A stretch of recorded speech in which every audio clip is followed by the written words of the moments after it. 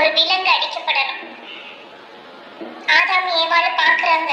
அது வரைக்கும் ரத்தம் சிந்துறத அவங்க பார்க்கவே இல்லை. அவங்க இருந்த அட்மாஸ்பியர் வேற, அவங்க இருந்த மனநிலைமை வேற அந்த ஏதேன் தோட்டத்துல.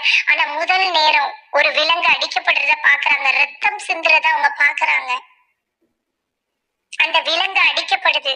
அந்த விலங்குல இருந்து தோலை எடுக்கணும்னா அந்த அந்த விலங்கா என்ன செய்யணும்? அத அப்படியே கீறணும், அந்த தோலை பிக்கணும். அந்த அந்த விலங்கு அந்த அந்த விலங்கு கேள்வி கேட்டிருக்கோம் இல்லையா? ஏன்னா ஆதியாகமத்துல பாம்பு யார்கிட்ட பேசுனுச்சு? ஏவாள் கிட்ட பேசுனுச்சு இல்லையா?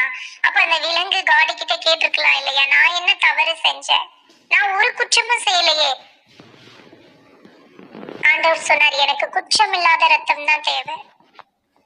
ஏன்னா அந்த அவமானத்தை மறைக்க, இதெல்லாம் நிழல், இயேசு கிறிஸ்துவோட நிழல்.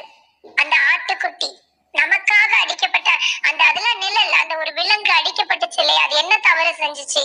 அதோட தோலை பிக்கணும்னா அதுக்கு எப்பேற்பட்ட வலி இருந்திருக்கும் இல்லையா?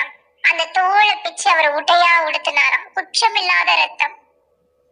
அதே போலதான் நீங்க சங்கீதம் 22 வாசிச்சு பாருங்களேன். இயேசு கிறிஸ்து அடிச்ச அந்த சாட்டையில நுனியில உலோக முள் இருக்குமா, கண்ணாடிய உடைச்சி அந்த நுனியில கட்டியிருப்பாங்களாம். அவரோட சரீரம் அப்படியே அதை பிச்சுட்டு வருமா.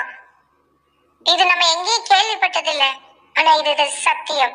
அவரோட சரீரத்துல தோலே இல்லை. ஏன்னா பழைய ஏற்பாடுல பாத்தீங்கன்னா ஒரு விலங்கு பலி கொடுக்கணும்னா அந்த தோல் உரிக்கப்படணும். அது ஒரு காடி கிட்ட இருந்து வர்ற விதி, எல்லாமே விதி, அது ஒரு லா. அப்ப ஒரு விலங்கோட தோல் உரிக்கப்பட